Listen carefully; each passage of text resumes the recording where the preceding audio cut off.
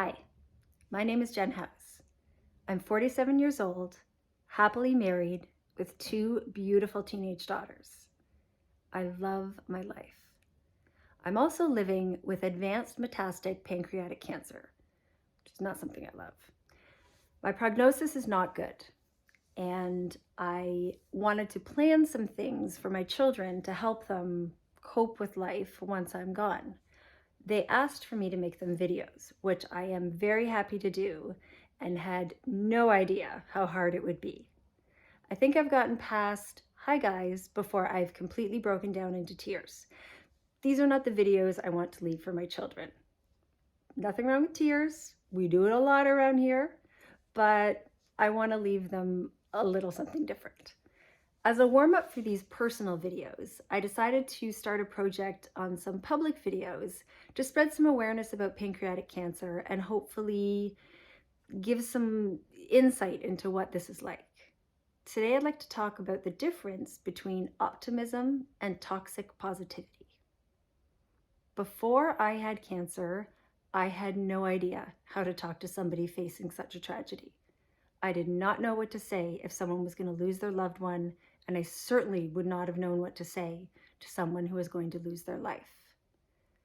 Now that I'm on this side, I feel I can share some insights as to what is helpful and what is meant well, but really doesn't land well.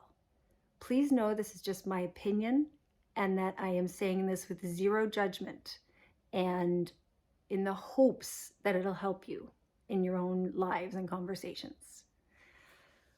When I was first diagnosed as terminal, I had a lot of people who loved me tell me it wasn't going to happen. A lot of people who love me would phone me or text me or message me, email me, and tell me doctors are wrong all the time, and I was going to beat the odds, and I was going to survive, and I was going to be the one who did it. I know their hearts were in the right place, and I know that it came from love, and I felt and appreciated that love at the time. The problem is, it wasn't true. I'm not going to survive. I'm not going to beat the odds. There isn't a cure out there that they didn't offer to Ruth Bader Ginsburg or Alex Trebek or Patrick Swayze or Steve Jobs that they're going to offer me. While science is advancing all the time, trust me, I know I'm in a phase 1 clinical trial, there just isn't the good prognosis out there for pancreatic cancer. Yes, there are people who are long-term survivors, and that is wonderful. It gives me so much hope to know this. Unfortunately, the specifics of their case and the outcomes of their treatments are different than mine. So I'm not going to be a long-term survivor. There is a 20% chance I will live to summer 2023. It's a goal of mine to live to summer 2023 because I want to watch my youngest daughter graduate high school. That matters a lot to me. Will I get there? I hope. The science isn't in my favor, but I hope. So the optimism in this case is hoping for the best. I'm hoping for the clinical trial I'm currently on to last a little longer, and I'm hoping once I'm no longer eligible for this one to qualify for something else. I'm hoping that each treatment will get me a little closer to this goal of mine. I know it's not a lock. I know there's an 80% chance it's not going to happen. So toxic positivity would be telling me you are absolutely going to be there. It is 100% going to happen, because it's not. Toxic positivity is when you refuse to acknowledge the negativity of a situation. Believe me, my life has a lot of negativity around it now. Not in a way or in a everyone's miserable all the time way, but in a way that we acknowledge what's happening. I'm dying. For my children, their mother's going to die while they're still teenagers. For my husband, his wife of 20 years is going to die. This is not okay. It's not okay for my parents, my sisters, or my family or friends who don't want to see me go.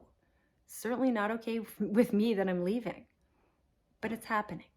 So we can't pretend it's not, because when we pretend it's not, It doesn't acknowledge the truth of the situation, and it actually makes it a lot harder on me, the patient. I have had to have conversations with people who were meaning so well to try to get to them the point, to get them to the point of acceptance of my reality. That makes it hard for me. I think we have this way as a society of wanting to help people we love and wanting to make things better. Unfortunately, there isn't anything that can make this better. I wish there was. There is no magic thing someone can say that's going to make me be okay with the fact that I'll die before I'm 50. I'm not okay with that. And it is not okay. But I'm doing everything I can to stay here as long as I can. When we look at the difference between toxic positivity and optimism, I think the bottom line is that optimism acknowledges the reality of the situation. The reality of the situation is horrible, but that doesn't mean we can't find joy in it. I find moments of joy every single day. Sometimes they're small, sometimes they're big, but they're there. I also have moments of tears pretty much every single day. They don't last all day. This is the reality of living with stage 4 cancer and knowing you're leaving your loved ones behind. What can you say to someone who has cancer? What helps? Like, this is great for me to share this, but come on, something practical here. If you find out someone you love has incurable cancer, my advice, tell them you're sorry. Tell them you love them. Tell them what they mean to you. That means the world to somebody in this situation. When you tell them, oh, don't listen, that's not going to happen, that denial makes it a little harder for the patient. You can tell them you wish it wasn't happening. I wish so too. Tell them you'll be there for them. Tell them if you want to call them, you're there. If you want to go out for a meal, let's do it. Just tell them you're there. It'll make a big difference. If you have any questions, please feel free to leave them in the comments below on whatever format you're watching this, and I promise I'll do my best to answer them. Thank you for watching.